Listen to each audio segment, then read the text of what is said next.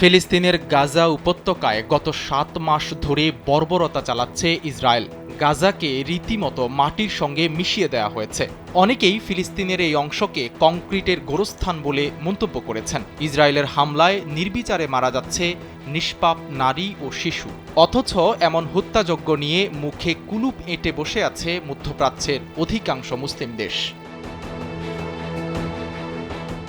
Israeli আগ্রাসন ঠেকাতে তাদের মধ্যে কোনো তৎপরতা তো দেখা যাচ্ছেই না, এমনকি তারা এ ব্যাপারে একটি বিবৃতি দিতেও কার্পণ্য করছেন। এ অবস্থায় চুপ থাকা মুসলিম দেশগুলোর বিরুদ্ধে বিস্ফোরক মন্তব্য করেছেন তুরস্কের ইস্তাম্বুলের জাইম বিশ্ববিদ্যালয়ের ইসলাম ও আন্তর্জাতিক সম্পর্ক বিষয়ক কেন্দ্রের পরিচালক সামি আল আরিয়ান।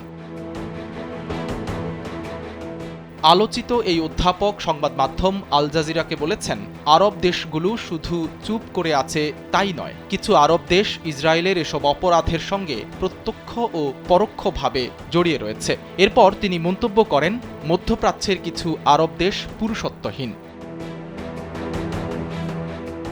অধ্যাপক সামি আল আরিয়ান বলেছেন, বলতে গেলে কিছু আরব দেশ ইসরায়েলের এই আগ্রাসনের সঙ্গে জড়িত, আর কিছু আরব দেশ পুরুষত্বহীন। কিন্তু আমাদের মনে রাখতে হবে, তারা চাইলে অনেক বড় ভূমিকা রাখতে পারে। তাদের অনেক কিছুই করার আছে। যুক্তরাষ্ট্রে এসব দেশের অনেক বড় বিনিয়োগ রয়েছে। এছাড়া এসব দেশে যুক্তরাষ্ট্রের সামরিক ঘাঁটি রয়েছে। আরব দেশগুলো ডলারে তেল বিক্রি করায় বিশ্বব্যাপী ডলার রিজার্ভ মুদ্রায় পরিণত হয়েছে।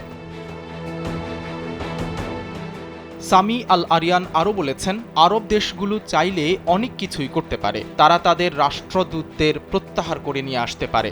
কিন্তু দুর্ভাগ্যবশত আরব রাজনীতিবিদদের মধ্যে এ ধরনের কোনো ইচ্ছাই দেখা যাচ্ছে না। আরবদের এমন কর্মকাণ্ডকে লজ্জাজনক হিসেবে অভিহিত করেছেন বিশ্ববিদ্যালয়ের এই অধ্যাপক। ইস্তাম্বুলের জাইম বিশ্ববিদ্যালয়ের এই শিক্ষক জানিয়েছেন, দক্ষিণ আফ্রিকায় যখন বর্ণবৈষম্য চলছিল, তখন বিশ্বের বিভিন্ন দেশ তাদের ওপর নিষেধাজ্ঞা দিয়েছিল, দ্বিপক্ষীয় বাণিজ্য বন্ধ করে দিয়েছিল, এমনকি জাতিসংঘে তাদের সদস্য পদও রহিত করা হয়েছিল। চাইলে ইসরায়েলকেও এভাবে শাস্তি দেওয়া যায় বলে মন্তব্য করেছেন তিনি।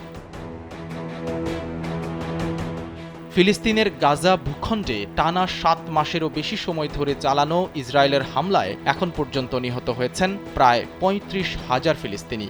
বর্বর এই আগ্রাসনের জেরে ইসরায়েলের বিরুদ্ধে বিশ্বের বিভিন্ন দেশে বিক্ষোভ করছে সাধারণ মানুষ। অথচ নীরব থাকছে আরব দেশগুলো। নীরবতা পালন করছে আরব দেশগুলো। সাইদ রহমান, কালবেলা ডেস্ক।